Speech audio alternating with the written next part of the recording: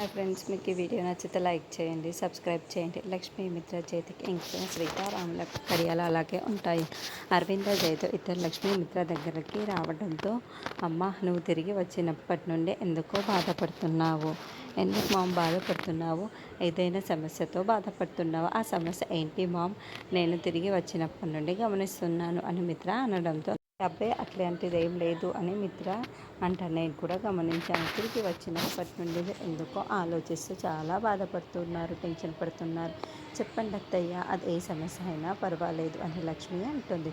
చూడమ్మా లక్ష్మి, నీకు ఎందుకు అలా అనిపిస్తుందో నాకు అర్థం కావటం లేదు, కానీ అరవిందకి ఎలాంటి సమస్య లేదు. మీరు కాస్త ఊరుకుంటారా అని అయితే చెప్పద్దు అరవింద అన్నట్లుగా అరవింద వైపుకు చూస్తూ ఉంటాడు. అప్పుడే అరవింద, అవును నాకు సమస్య ఉంది అని చెప్పడంతో, అందుకే బాధపడుతున్నాను అని అరవింద చెప్పడంతో, ఏంటి మామ్ ఆ సమస్య? చెప్పమ్మా చెప్పు అని మిత్ర చాలా షాకింగ్ అడుగుతూ ఉంటే, చెప్పండి అత్తయ్య అని లక్ష్మి అంటుంది.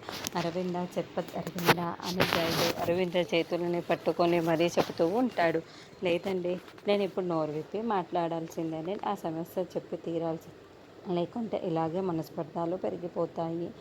మనస్పర్ధలో పెరిగిపోయి మనుషులు దూరం అయ్యే వరకు ఆ నిజమేంటో చెప్పేస్తే ఆ సమస్య ఏంటో సరిపోతుంది కదా అని అరవింద అంటుంది. ఇంకా ఆ సమస్య ఏంటి అన్నది లక్ష్మి మిత్ర ఇద్దరు చాలా టెన్షన్ పడుతూ అరవింద వైపుకు చెప్పండి చెప్పండి అని అడుగుతూ ఉంటారు. మరి మిత్రకి గండం ఆడబిడ్డ వల్లే మిత్రకి గండాలు పోతాయి, నాగజాదు కుంభమేళాలో చెప్పాడు అని అరవింద చెబితే, లక్ష్మి ఇప్పుడు ఏం చేస్తుంది? లక్ష్మినే మనీషా మిత్రని దగ్గర ఉండి మరీ దగ్గర చేస్తుందా అన్నది మనం నెక్స్ట్ ఎపిసోడ్లో చూద్దాము.